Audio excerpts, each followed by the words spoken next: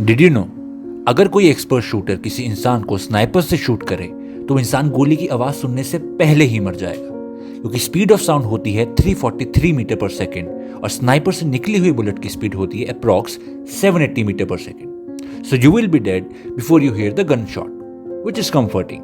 Don't you think so?